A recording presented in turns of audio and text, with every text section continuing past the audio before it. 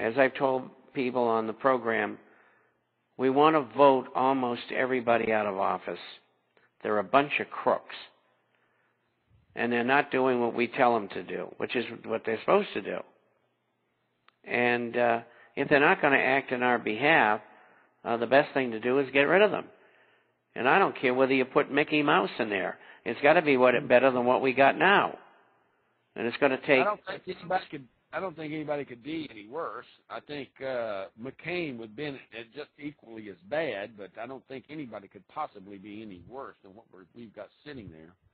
My personal viewpoint, Mr. Chapman. Well, it runs parallel to the terrible experience we had for 8 years prior to that with the previous administration. And one's as bad as the other. And the way to do that is it doesn't matter what party they're in, just get rid of them. And then it's going to take Wall Street, banking, insurance, pharmaceutical companies, and transnational conglomerates at least 6 months to a year to pay what people off will be paid off or willing to get paid off. And then we could get some legislation passed and kick some butt. And if we can't do it, you're going to have a revolution. That's what it's going to come down to. Betty in California comes in, and she makes a response here about, Mr. Chapman, I was reading through Drew's News and Views that the Fed is planning to buy more of its own debt. Can you explain what this really means? Well, actually, the statement was that we are going to. Let me start a little bit before what they said. Over the last 15 months, the Federal Reserve, which is privately owned, which creates money out of thin air, spent $1.8 trillion buying toxic waste. They're called collateralized debt obligations. They're bonds. And within those bonds are mortgages and pieces of mortgages. The Federal Reserve will not tell us what they paid for them. They say it's a state secret. I can't understand why it would be, but that's their excuse to hide what they're doing. It's my guess that they probably paid 70 cents on the dollar for that toxic waste.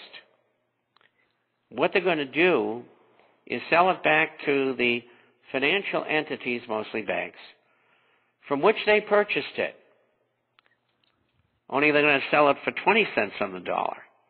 And you, the American taxpayer, get to pay for that. That takes the collateralized debt obligations off of the books of the Federal Reserve, back in the books of the bank at a very low price,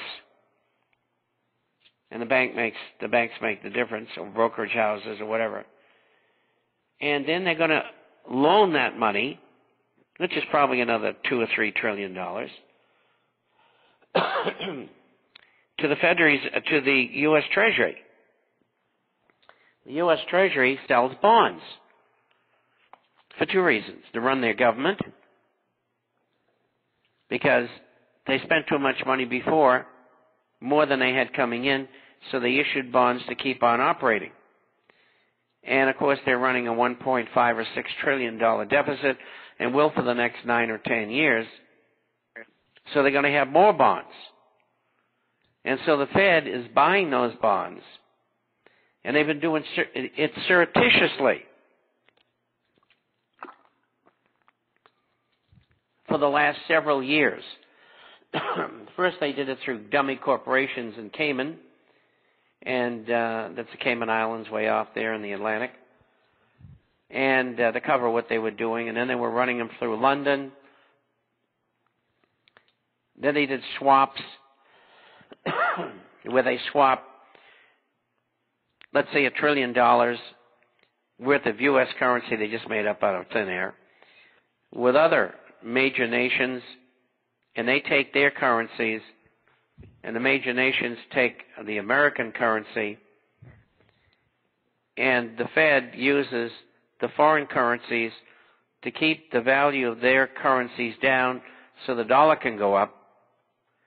And at the same time, the foreign central banks take the dollars and they buy treasuries secretly. That's how they've been funding the U.S. Treasury. So that's what they're going to do. And so they'll probably spend, I don't know, maybe $2 trillion, and the banks will lend $3 trillion. Well, I got to tell you what the bank deal. Last week I told you, got to tell you again. The banks, at zero interest rates, borrowed more than $1 trillion from the Federal Reserve, who made the money up out of thin air. Then the banks, after they got their loan, gave it back to the Federal Reserve to be held on deposit and get 2.5% interest that the American taxpayer paid for, free of any risk whatsoever. So they've got more than $1 trillion, but they can use fractional banking too. So all they had to do, if you needed $5 trillion over the next 2 years, is loan out $5 trillion, even though they only got $1 trillion. I hope that's not confusing, but this is the shell game, the Ponzi scheme, the 3-card Monte game that's being played on the American public. Mm-hmm. Big time. Mr. Chapman, do you see the Weimar Republic attitude creeping into the federal government? I think we're already there, but for different reasons. Weimar was created because of the reparations that Germany had to sign on to at the end of the First World War, because they lost, so they were to blame. And it was horrible. The French, Belgians, Dutch, they all demanded reparations. The U.S. didn't take any. And they took whole factories out of Germany and shipped them to other countries. And the Germans couldn't pay the interest, never mind the principal, on this debt, this reparation debt that had been assessed to them. So in 1921 and 23, they had hyperinflation, which was absolutely horrible. And that was during the Weimar administration. And that is what the West did deliberately. And they financed him.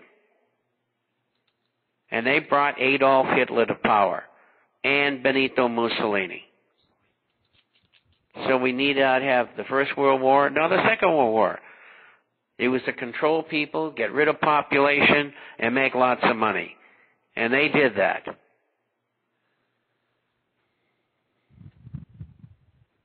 I have a gunnery sergeant here. He asks, does the Amero have a chance to replace the U.S. dollar since in this kind of sense of the failure of the Weimar Republic?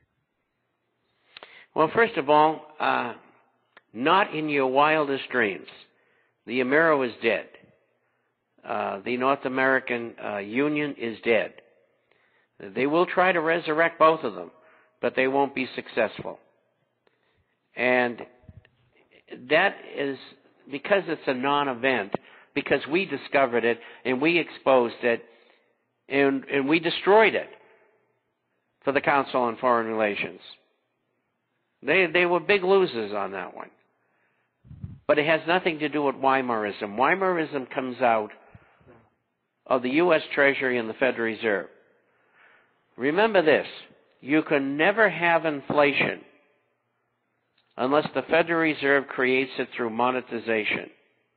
That's making money up out of thin air and shoving it into the system, one way or the other.